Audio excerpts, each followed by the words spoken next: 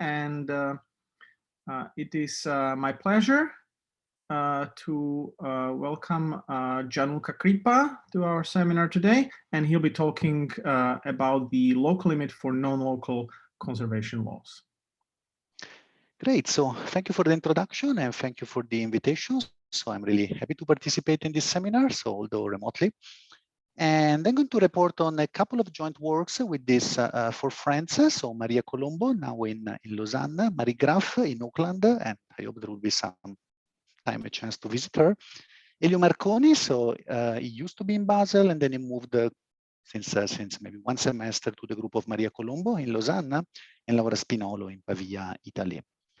Okay, so I will, if I can switch to the next slide. So I will try to, to do most of my presentation based on a quite simple example, which would be this sort of non-local Burger's equation, but several things can be generalized indeed to more general cases. So we consider the following Cauchy problem. So this you can see as a continuity equation in the variable in the unknown u epsilon, which would be the solution. But the velocity, which affects this unknown, is given by the convolution between the solution itself with rho epsilon, which is a convolution kernel, which depends on the parameter epsilon and undergoes the usual scaling, which keeps the L1 norm constant. So just a remark about the notation. So rho epsilon is the scaling with u epsilon. So the pedix epsilon denotes the solution when in my equation I have the parameter epsilon on the convolution kernel rho epsilon. Okay, so it's not that u epsilon is the convolution with some convolution kernel. Okay, just to specify this about the notation. The convolution is taken in the space variable only. And well, as I was mentioning, one could consider much more general nonlinearities. So B of the convolution instead of the convolution itself. So this makes this equation, so already the case that I am considering, so nonlinear and non-local. So it can be seen formally as a linear equation in this u epsilon, but the velocity depends on u epsilon by a convolution. So it's nonlinear and non-local equation. So the well-posedness for epsilon fixed is not really a problem if you take, say, this rho epsilon to be a regular convolution kernel, and you can do in contexts which are much more general than what I am using here. So you can do that for u bar, so the initial datum being a measure, and even for system and in several space dimensions. So that's rather simple if rho epsilon is regular. So the motivation for this type of problem, well, there are many. So, but the main motivation I have in mind, or people working in this have in mind, is from modeling. So mainly from traffic models. So this will become a bit more apparent, like in the second part of the talk. You can also see, well, say from a fluid dynamical perspective. So this is a sort of Leray regularization of the equation, if you want. So you regularize the advecting velocity in a sense. So then there was this question around. So based on some numerics, basically. So these three authors, so Amorim, Rinaldo, Colombo, so not my co-worker, and Teixeira, they pose the following question. So does u epsilon converge to the entropic solution of Burger's equation? So formally, so this is, if you look formally at the equation, so rho epsilon will converge to the Dirac delta. So u epsilon star rho epsilon will converge formally to u, and then you have a formal convergence to this equation. And the question is about effective convergence of the solutions. And as said, the question was also supported by some numerics, which seemed to suggest convergence. So let me make some remarks. So now they seem just scattered remarks, but they will be important for what follows. So the positivity or not of the solution will play a role. So positivity, if you think in terms of modeling, just means we are modeling, say, a car distribution, and then the solution should be positive. So this is the meaningful case in modeling. And also the fact that the convolution kernel is even or is not even will play a role. In terms of bounds, and then this in a sense gives an intuition why this problem is hard. For the solution u epsilon to the non-local problem, in general, only uniform in epsilon L1 bounds are available. Of course, you have L infinity and BV estimates, but they degenerate in epsilon. So in a certain sense, you already see that there are, say, non-compatible estimates between the approximating problems and the limit problem, which is a sort of bad sign. Moreover, one would like to have strong convergence in order to pass to limit in the nonlinearity that we have. It's quite unclear how and why one should get it. And also, again, if you think to all this in a certain, say, physical point of view, the continuity equation is a reversible equation, and the conservation law in the limit is irreversible. So you are trying to understand the sort of limit of reversible evolutions. Anyway, so there was some numerics. So the examples, so the results of the examples that we will give, so they will also try to explain why numerically you see some type of phenomena, so convergence. So the first answer so goes back to maybe 20 years ago by Kevin Zumbrun, and the answer is positive, provided, well, the equation is exactly Burger's equation, so it's quite a rigid answer in a sense. Assuming the limit solution is smooth and the convolution kernel is an even convolution kernel. So that was a sort of perturbation result, if you want.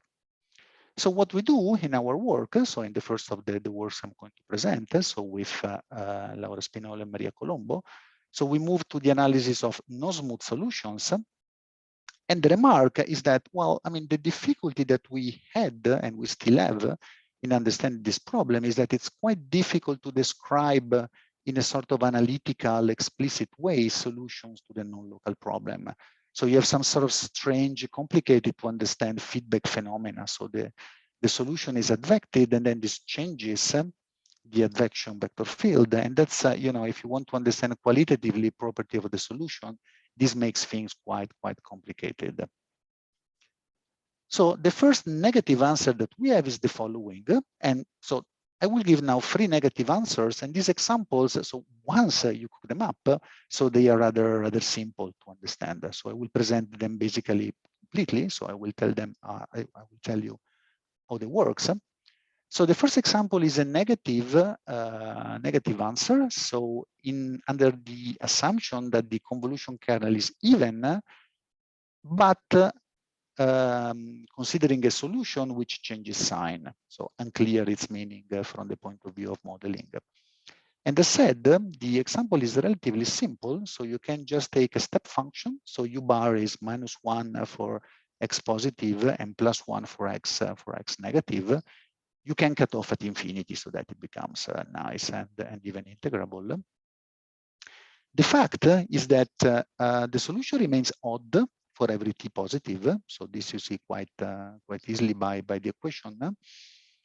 Therefore, since the convolution kernel is symmetric, is even, the value of this convolution at the origin is equal to 0 for every t. And then you have a sort of separation between the two semi-axes, so the positive and the negative, implying that the total mass of u epsilon on x less than 0 and x greater than 0 is conserved along the evolution for every epsilon positive.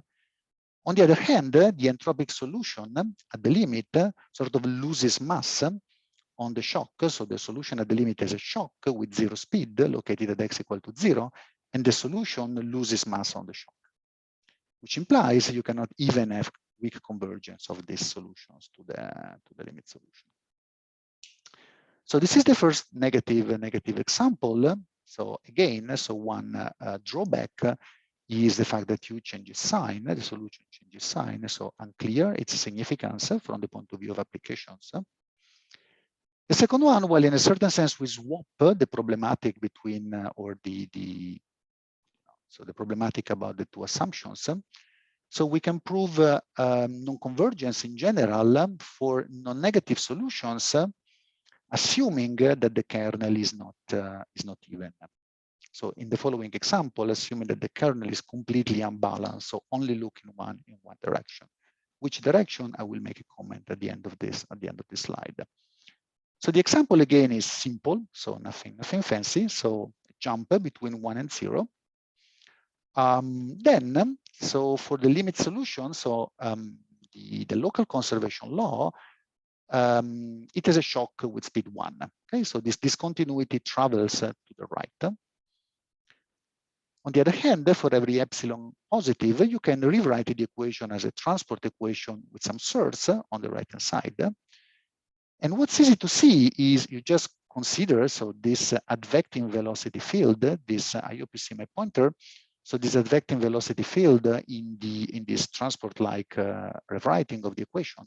So if rho epsilon looks forward, which means that the convolution at the points at the point is done by looking at the points which are ahead, so with larger value of x, then you just basically look at this equation along characteristics, and then you discover that u epsilon is identically 0 for every t positive and for every x greater than 0, which is completely incompatible with the behavior of the limit entropic solution. Okay, again, a non-convergence. So here one remark which will be important in maybe 20 minutes. So here the kernel is looking forward, looking ahead. Okay, for Burgers, so Burgers has a convex flux, so it's u square in the limit, which is not what you do when you model traffic problems. So that is typically concave. And then basically, so in order to understand in which direction you're looking, so in this case, so you have to invert everything. So here we have a counterexample in a setting for the convolution kernel, which would correspond to look behind you when you travel, which you understand is not the greatest thing that you should do or could do. Third example is the following. So the next answer. So if the solution is non-negative and the convolution kernel is even, so again in our traffic modeling interpretation, so if I look equally in a sense ahead of me and behind me, then in general, so what we cannot do in this case is to rule out weak convergence to the limit, but we can rule out strong convergence in every Lebesgue space, so in every L1 plus a little bit. So here the argument is slightly different. So the argument is based on some conservation in time of a sort of entropy. So this u epsilon log u epsilon. So you can check it rather directly. This uses the symmetry of the convolution kernel. And then you choose just as initial datum something of this type. So you just have like a characteristic function of 0, 1. Then, so this entropy is equal to 0 at the initial time, and therefore for every time for the non-local solutions, because it's conserved under the non-local evolution. On the other hand, if I had the convergence of this non-local solution to the solution of the limit problem in L1 plus nu with nu positive, then also this property should pass to the limit. This would pass to the limit. But this is not satisfied by the solution of the limit conservation law because it contains a rarefaction fan and an entropic shock, which implies, so on this rarefaction fan, so the solution takes continuously values between 0 and 1, and then this quantity on the limit solution would be negative. Okay. So summary, so we have until now 3 counterexamples in the irregular settings to the counterexamples to the convergence. But then you might wonder, okay, so what happened in the numerics? So they were seeing convergence. So the point or one possible interpretation. So it's quite, there is quite some discussion. So which is the real problem or the real thing which is observed numerically. But okay, one interpretation is the following. So basically, so if you do something, so if you do the first type of numerics you can do on this problem, you would implement at non-local level basically a Lax-Friedrich scheme. Okay. The point is the following. So I'm not really doing numerics. But what I understood is that in order to get stability for conservation laws and in order to have convergence to the entropy solution and not just to some weak solution, so basically, so these schemes, they contain a lot of finite difference terms, which basically are the numerical equivalent of some viscosity problem. Okay, which implies, well, the model equation is not really the hyperbolic equation, but is more this type of viscous equation. Okay? in which you have some viscosity on the right-hand side, and the viscosity, well, it's okay, so due to the CFL condition, so this scales like the space mesh in your approximation. So in a certain sense, it's possible that this type of numerics is seeing convergence for a viscous problem and not really for the, say, hyperbolic non-local to local convergence. Of course, it's a sort of delicate issue, because what you then do is you also send the space mesh to 0. Okay. Anyway, so based on this consideration, so we'll come back to numerics in a while. So we tried, again, in collaboration with Maria Colombo and Laura Spinolo. So we also moved to the viscous problem. So we tried to understand what happens if now, instead of just having this non-locality, so I convolve with this rho epsilon, I consider the non-local viscous problem. Okay, so you have another parameter mu, and then I consider this equation here. Then the problem becomes a sort of easy, because now it becomes parabolic if you fix if you keep fixed the parabolicity, so this viscosity. And then what it's well, it's long in a sense because it's based on several repeated estimates based basically on the Duhamel formula. But it's not surprising if you want, is that for a very large class of initial data, if you keep viscosity fixed, you have the non-local to local convergence. Okay. And well, our result extends previous results that were already available in the specific case of the Burger's equation in one dimension. So this indeed, I'm writing here everything for the Burger's equation, but can be done for more general nonlinearities in n space dimensions. And the argument by Calderoni and Pulvirenti was rather different from ours. So they were using rather explicit formulas in Fourier coordinates, but that's something that also inspired our analysis.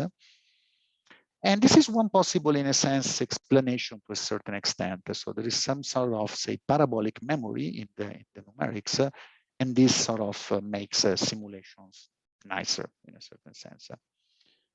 So that's also why, so at some point we joined force with Marie Graff, and then we thought of doing the following. So let us compare two numerical schemes. So now we have, in a certain sense, candidates. So we have the bad guys. So we are not just testing our equations on, some initial data. So we have some initial data for which we know that things should go bad in terms of non-local to local convergence. Let's try to test, first of all, the available numerical schemes on them. Second, let's try to find some other numerical schemes which are a little bit less viscous. Okay? And one typical candidate, if you come from, say, numerics of conservation laws, is the so-called Godunov scheme. It still has some numerical viscosity. It has less than Lax-Friedrichs. Don't ask me the details, though. And then basically, so we wrote a sort of, say, non-local version of this Godunov scheme for our non-local conservation law, and then we compared what happens in these, say, candidates to be the counterexamples. And in fact, not in all cases, and not in a, say, overwhelming and very strong way, we see some differences between the two schemes. So don't forget one thing. So now we are in a certain, so the good news if the scheme does not predict convergence, okay? Because we are on the counterexamples. So if the scheme does something which, well, is not suggesting convergence, is a good news in a sense.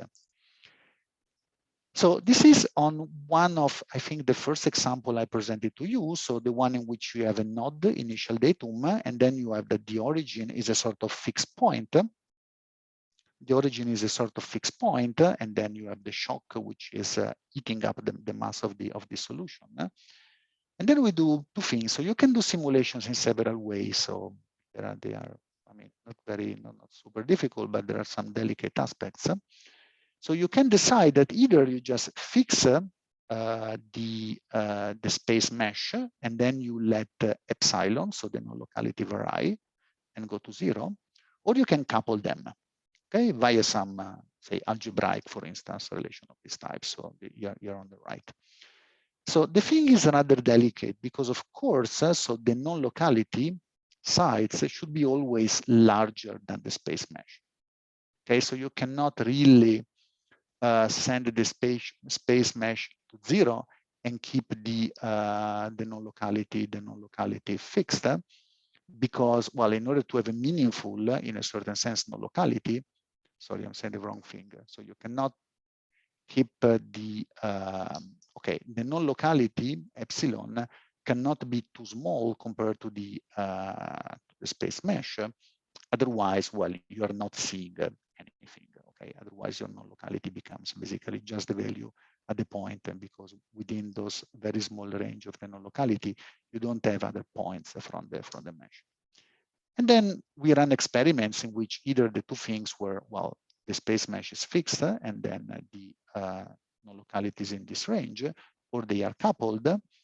And then on one of the examples, you see that this is the L1 error between the numerical non-local solution and the numerical local solutions with this particular initial datum. And then you see in particular in the picture on the right that the red curve, so which would correspond to Godunov, suggests less convergence. Okay. At some point, I was also mentioning, so in the other example, in which the origin is a sort of barrier. So this was my second example, so that the shock would travel to the right, but the solution does not. So that's the example in which I had this rewriting as a transport-like equation.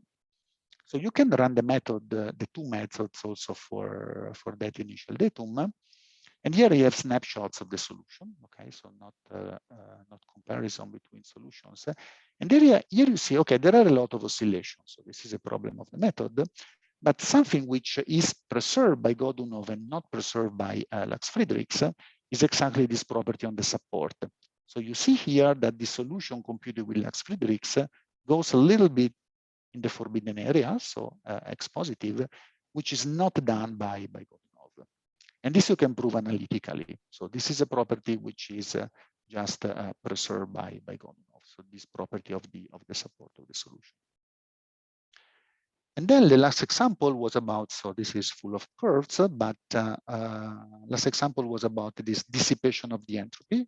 So this counterexample with this U log U. And here you see something which is similar. Again, the situation is even more drastic when you couple epsilon and h, so the mesh and the non-locality. So here you should compare, so the curves with the same, in a sense, code. So here like these triangles with these triangles and so on. So they correspond to the same norm in which you're measuring the difference between the numerical local solution to the numerical non-local solution with the corresponding schemes. So Godunov versus Lax-Friedrichs. And again, in this case, too, Godunov is suggesting, this is a possible take-home message, Godunov is suggesting less convergence than Lax-Friedrichs. Okay, so that's it for the numerics. So I make, we are now in the middle of the talk, so I make a sort of summary with this diagram in a sense. So by U epsilon, I denote the solution of the non-local problem, but no viscosity. U, the solution of the local conservation law. So no viscosity and it's local. U epsilon mu appeared before already, so is the solution of the non-local viscous problem. And U mu is the local viscous problem. Okay, so that's just a viscous conservation law. So it's viscous burgers in our case. So we have 4 arrows, so 4 convergences, while the arrow labeled by C is just a Khrushchev vanishing viscosity. Okay, so the entropy solution of a conservation law is also the limit of vanishing viscosity. So this is very classical. So B is something which I didn't present, but it's something which is basically very easy. So it's a sort of non-local vanishing viscosity. So epsilon is fixed, mu converges to 0.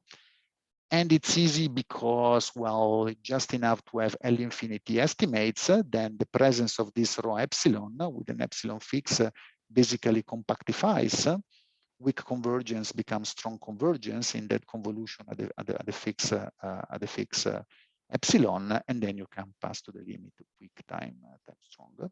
So that's not difficult.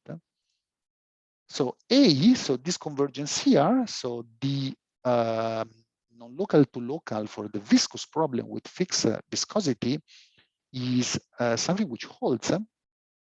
And this is something which I showed or I asserted some slides ago.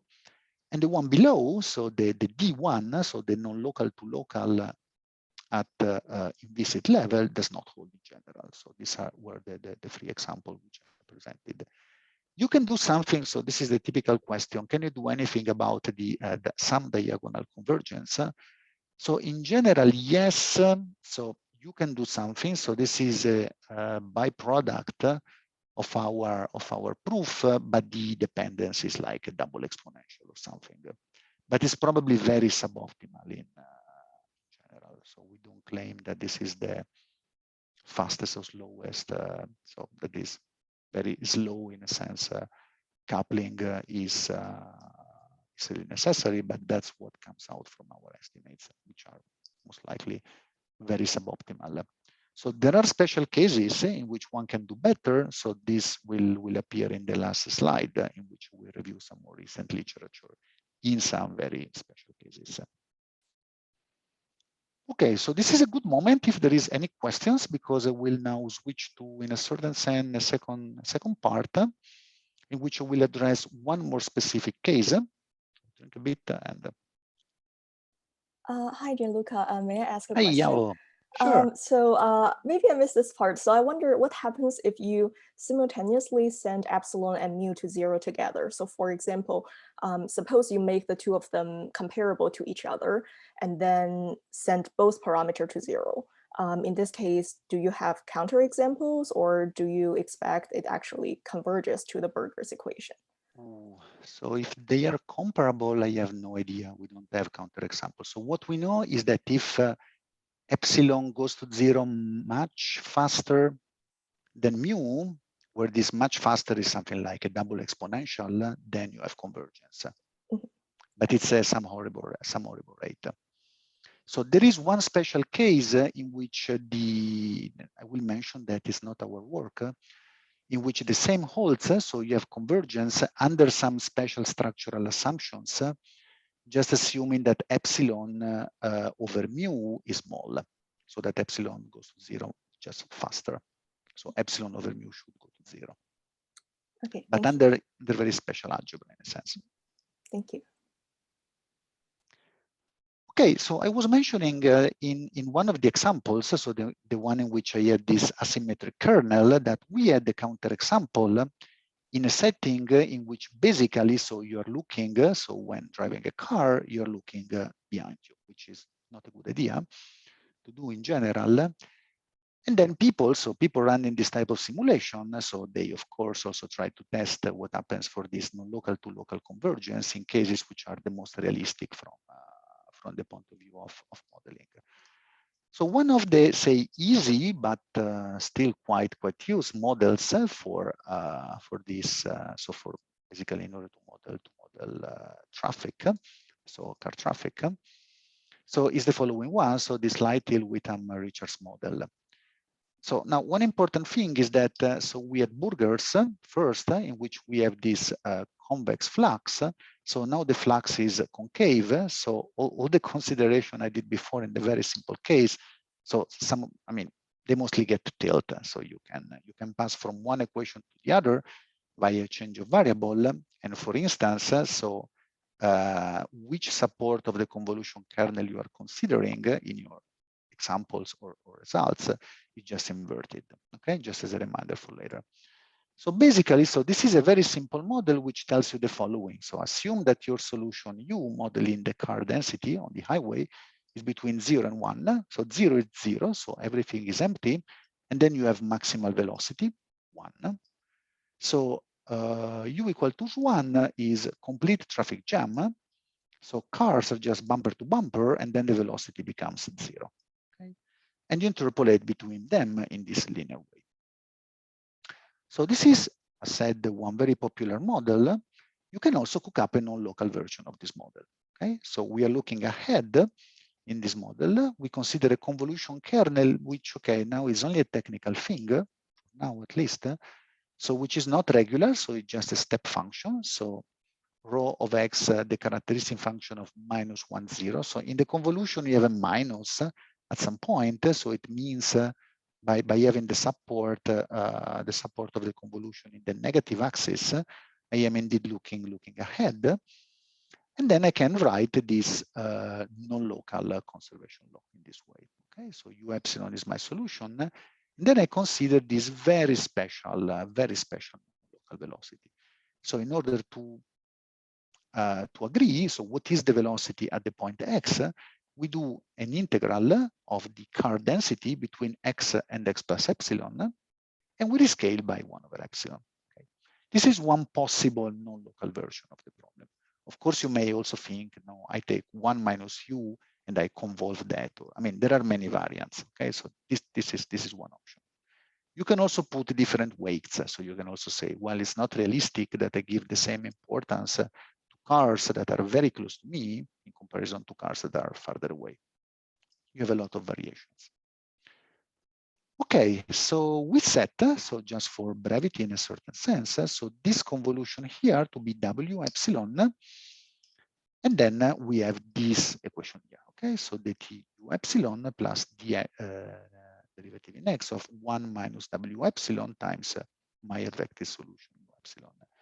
So there are several people from the analysis or from the modeling communities that work on this problem.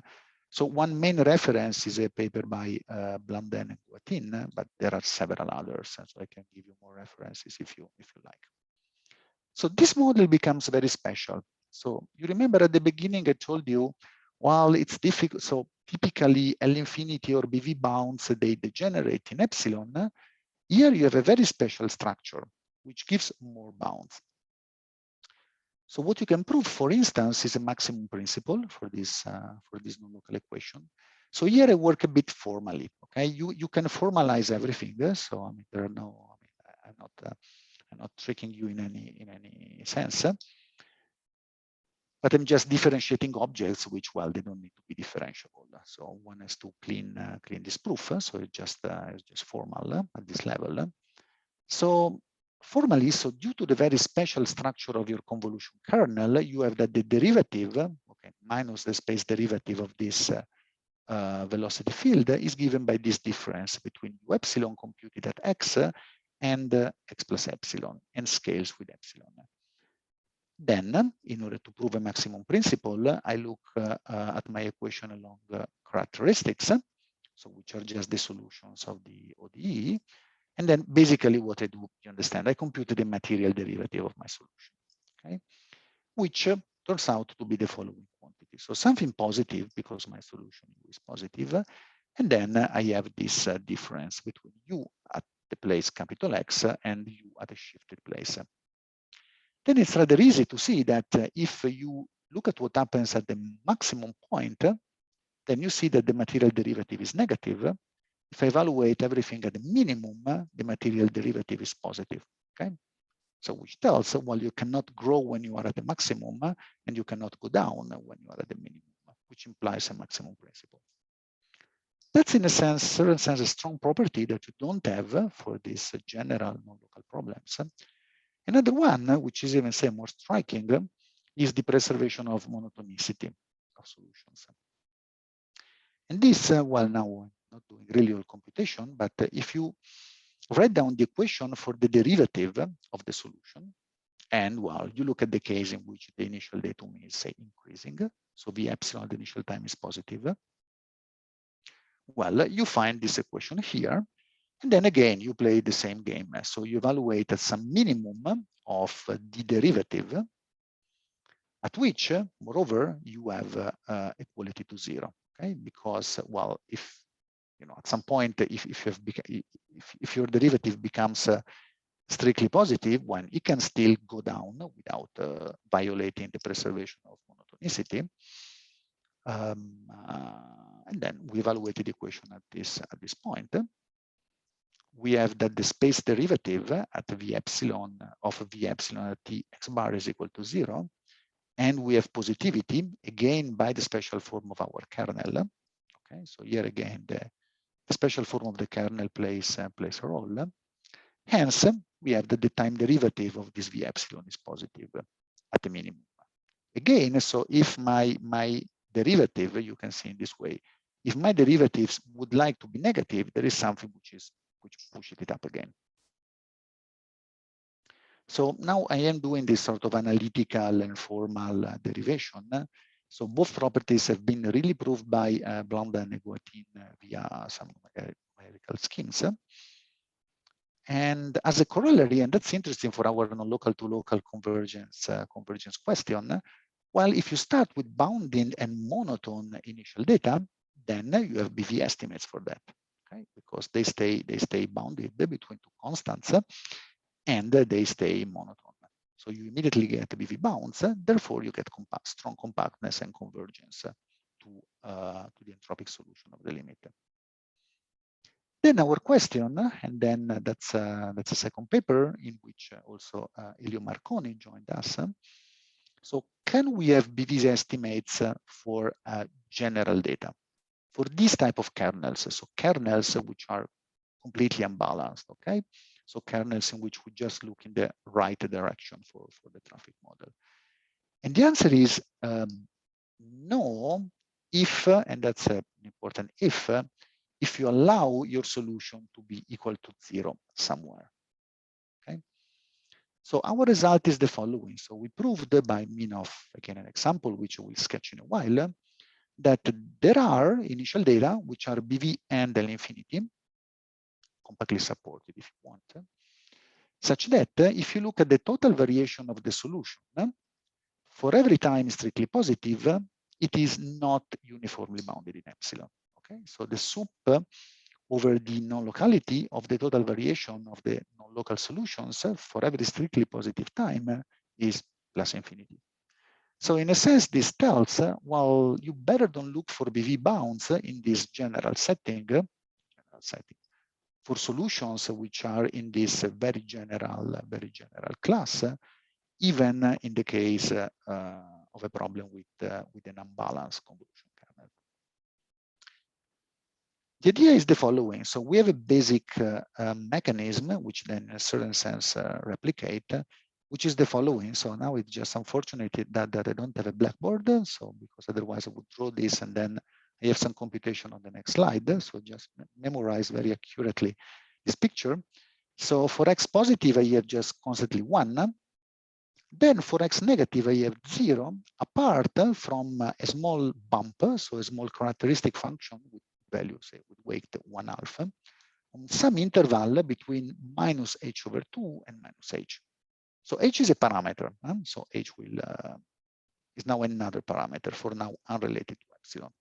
Okay, so you have basically 0, 1, and then you have a small block, in a sense, a small brick of weight 1/2, which is on this interval of length h over 2 to the left.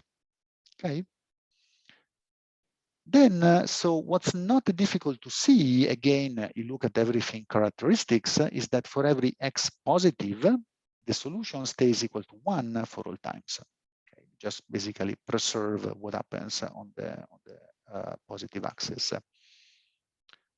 On the other hand, what you also have is that on all characteristic lines, starting at a place where the initial value is equal to 0, then the solution on them stays equal to 0. Again, it's rewrite the equation in transport form. On the other hand, so if, and okay, here it's a computation that you really have to do with a bit of care. So that's the only important idea in this example. So if epsilon is larger than this scale, which I put in my example, and if I start with a characteristic line in this interval in which my initial datum is 1/2, then again, I can compute my material derivative at the initial time. I get this expression here. And the point is that here I get 1 because I basically stay inside so I stay in the interval where where I have value 1. Sorry, because I go to the right. Okay, because I am taking epsilon so large that the point, that the shifted point goes in the positive axis. Okay, you can check this, but the important point is that you get this large principal quantity. Okay, I get a strictly positive quantity. So the message, if you want, is that again, epsilon and h now they are fixed. So the total variation for some small time, because this is what I computed time equal to 0. So the total variation grows a little bit for epsilon not too small, for tau, which is a small time. Okay, so you have to work a little bit then on this example, because first of all, you want if for every epsilon greater than 0, here I have this lower bound on epsilon, and you also want to blow up, so you don't just want increase of the BV norm. And then you have to work a little bit more, but not incredibly more. So basically, you consider a sequence of building blocks, and then you see that, well, there are always, in a certain sense, for every epsilon, enough building blocks which are active and which give this blow up. Okay, so it's not a full proof, okay, but this gives at least, so there is some work behind this. This gives the idea how you construct this, this example. So the general situation is then complicated and in a certain sense bad. So if you have some zeros, so here it's very important that you have some zeros of your initial datum, because basically there you are stuck, so you don't change the value. And then you have these small, say, small segments, so small step functions in a sense in between, in which, so basically if everything gets squeezed, and this is a conservative equation, they get squeezed, the value becomes high, and then so the value increases, and then this gives this. So it's very important for the counterexample that you have this 0 level, when the solution is just really glued to 0. There is a sort of complementary result which we inserted in the same paper with Maria, Elio, and Laura. So this is, on the contrary, a positive result, again, in a sort of special and restricted setting. So this is an Eulenic type estimate. So basically, so Eulenic estimates, so they are known in conservation laws. So basically, they are estimates for some one-sided Lipschitz regularity. Important remark, so in conservation laws, they typically appear in the following form. So you get regularization of initial data which are not in this one-sided Lipschitz class. You get a regularization to the one-sided Lipschitz class. Okay, so this is a remark about something which will not happen in our case. Okay, the message anyway is that we can find bounds for this quantity which we call lip minus. So some comments, so can be a little strange if you say this for the first time, but basically this is something which just bounds the negative part of the difference quotients. So the good solution of conservation laws, well, it has jumps, so it can have shocks. So depending on the concavity or convexity of the flow, some jumps are allowed or not. So in particular, so this selects entropic solution when the flux function is concave. We cannot have jumps with negative signs, so the solution cannot go down with the jump, it can go up with the jump, okay? Which is the opposite of what you have in Burgers, okay? Because there you can have jumps going down, and there the flux function would be convex. The message is that if you have equibounds on this type of quantity, then you have strong compactness for families of solutions. And correspondingly, weak solutions that you get with such regularity, they are entropic. Okay, so this selects the entropy solution of the limit. And then, okay, so we had some assumptions, some of them that are fine, some of them that are a bit annoying, under which we can prove some propagation of this one-sided Lipschitz regularity. So there is one structural estimate on the convolution kernel, which, for instance, allows kernels with some exponential behavior. So this is on rho at scale 1. Okay, so for epsilon equal to 1. So rho is controlled by its derivative on the semi-axis, and then it has a jump at x equal to 0. We need to assume, and well, this is something to do with our example, so that the inf of the solution is strictly positive. We start with some initial datum in the class. So with some initial datum for which this lip minus is finite. Okay. And we take some restriction on epsilon. Okay, epsilon has to be smaller than some quantity which is related to the other parameters. And then again, I don't want to enter into the details, so we'll just give one line of the computation, but I will not enter in the details of it. So what you can prove is an estimate for this lip minus constant of the following type. It goes like 1 over t at the initial time, but it gives some control which is uniform in time. Okay, so uniformly in time, you get control with L, which in turns gives compactness. And okay, I will not, so there are a few computations behind that, but again, the strategy of proof is basically the following.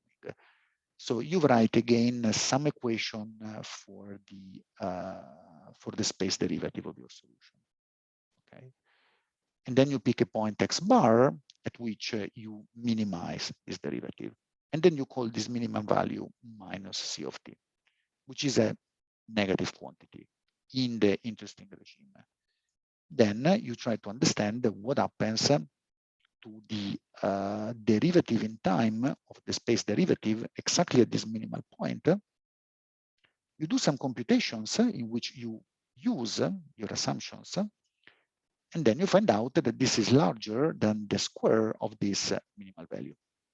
And then you do basically a comparison argument with the solution of the ODE. Here there is one special thing which I was commenting at the beginning. So usually these Olienic type estimates, they are regularization estimates. Here they are not out of the following restriction on epsilon. Okay, so regularization estimates, so they would mean something like, well, they hold even if you don't have this assumption of the initial datum. So they should also uniformly in L. While it might seem at first sight that this holds uniformly in L because this type of rewriting does not depend on L, but don't forget that we really use in the proof of our estimate this bound on epsilon. So basically you would have no epsilon. So if you don't assume this regularity on the initial datum, you have no epsilons for which the estimate that I just proved. Okay. So, and then if I have maybe really two more minutes, so I just conclude by some even more recent results by other people on a special case. So I will just list them, which is the case of the exponential kernel, which again is special, gives a bit more structure. Exponential kernel, I mean the following. Still, I consider a problem which is just look ahead. But the weight is not this constant function, is given exactly by a negative exponential. Okay, so I give some importance to all cars in front of me, even those very, very far away, kilometers away from me, but via a negative exponential weight. Okay, this would be the formula. And then there are some, say, even better results that that can be proven exploiting this special structure. So Bressan and Shen, so they basically gave a representation by a relaxation system, and they could prove VV bounds on the solution for this special kernel and assuming that the inf of the solution is strictly positive. So again, the zeros, they give some instabilities in the problem. So more recently, there have been two papers which I found quite nice by this group and an even larger group later. So by Cochleated, Nitti, Keimer, and Flug. So, and this we go back again to this question about this coupled convergence. So epsilon, so the non-locality and the viscosity. So they basically did the rewriting in a certain sense, of the equation for the convolution. Okay, so in which you really track the time evolution of the convolution. For the viscous problem, it turned out that this is, in a sense, governed by a diffusion dispersion equation. And then, in this special case, they could prove the diagonal limit, just assuming that the non-locality goes to 0 faster than the viscosity. And then, so again, the same group as before, joined by Coron joined this group. So they found something which I found really nice. So in a certain sense, the right object on which one should look for BV bounds is not really the solution. And this is the way they dropped the assumption of trick positivity. So one should not look for bounds, for BV bounds on nu epsilon, but on nu epsilon convolved with the convolution kernel. So you look at the solution at the right scale, so at scale epsilon, exactly with the convolution kernel that you have in the problem, and on that you can prove BV bounds. Okay, so which is quite strange, but it's something that then is enough in order to get compactness for u epsilon, because you have a very specific relation between u and the convolution u epsilon with convolve with rho epsilon. Okay, but the important thing is that all the above strongly, so very strongly relies on the form that you have for the convolution kernel. So not really directly, but more via the formula, which is basically the same thing. So via this formula for the derivative of the convolution, which is 1 over epsilon, the convolution minus the solution. So, and this is in a certain sense a very rigid, if you want, algebraic constraint for your problem. So we tried quite a bit to understand whether you can relax or perturb their proofs by having just some variation of this equality, and that seems to be quite a difficult problem. So it's completely open if any of these positive results hold in the case of a convolution kernel, which is not the exponential one, or even is a small perturbation of the exponential one. And with this, I conclude. I was probably a bit over time, and I thank you very much for your attention. Thank you, Gianluca. If anybody has questions, then please go ahead and mute yourself and ask the question. Can I ask you a question? Go ahead. Sure. All right. So you mentioned one situation that in the so for traffic flow, the most well-known model is the LWR model, and you mentioned the modification which is considered the one which is above those costs in front of you, and then you have the integration, which is kind of non-local thing. In addition to that, is there any? All right. So I want to know is for number one, how okay, so that model is like how it's really used in real applications.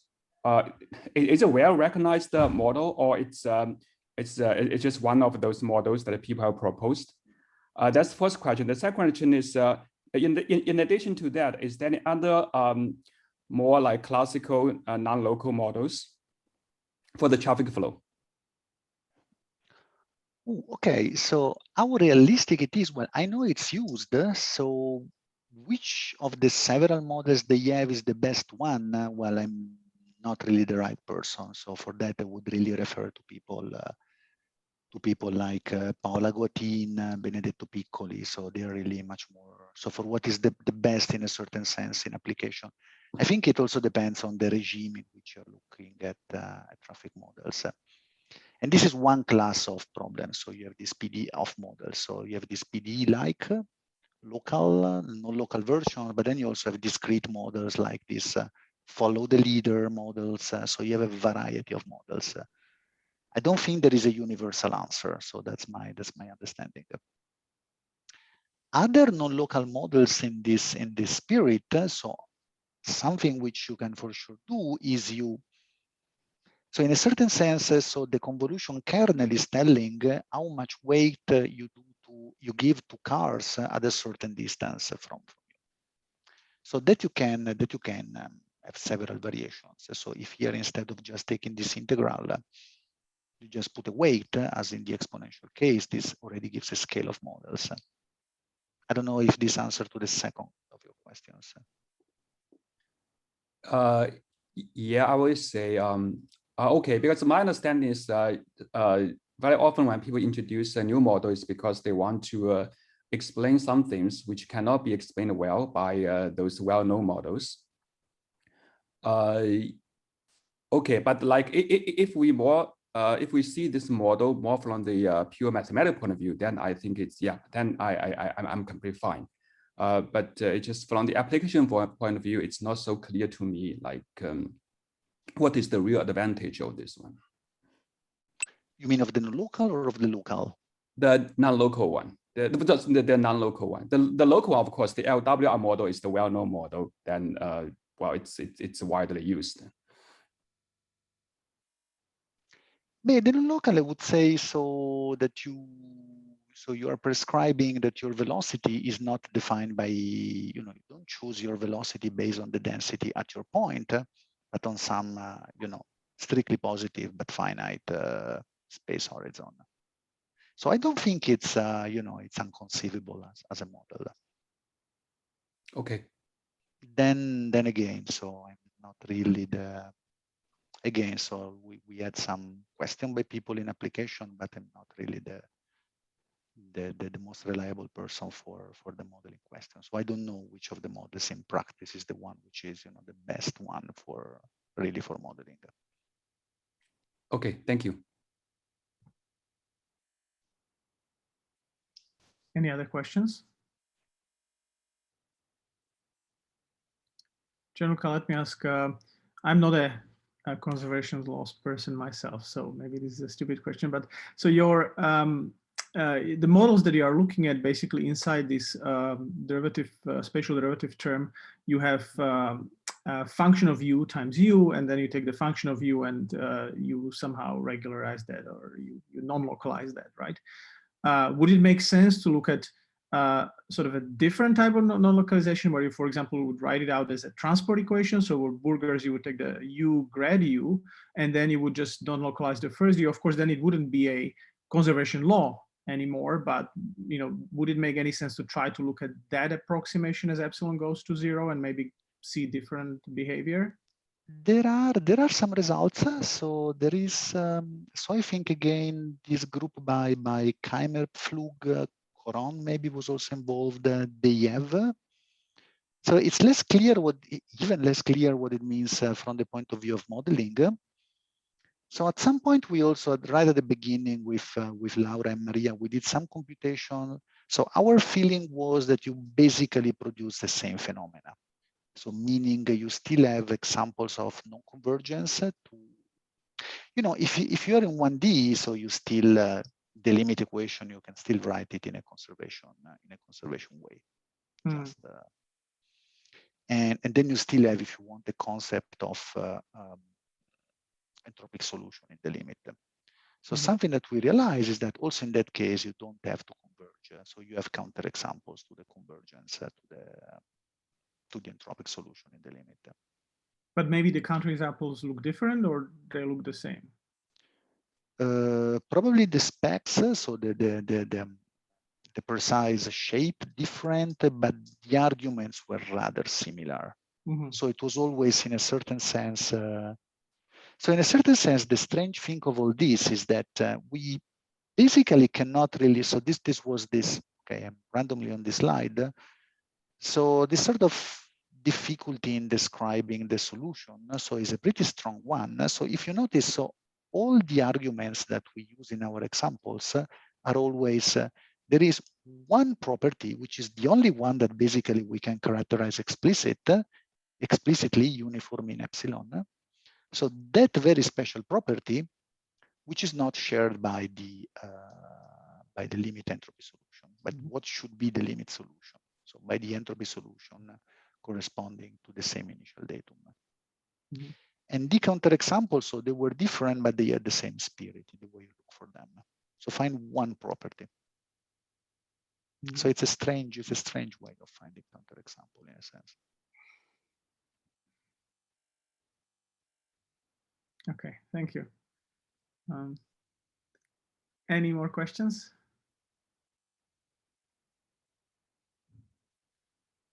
Okay, if not, then thank you, Gianluca, again. Thank you, everybody. So it was a pleasure. And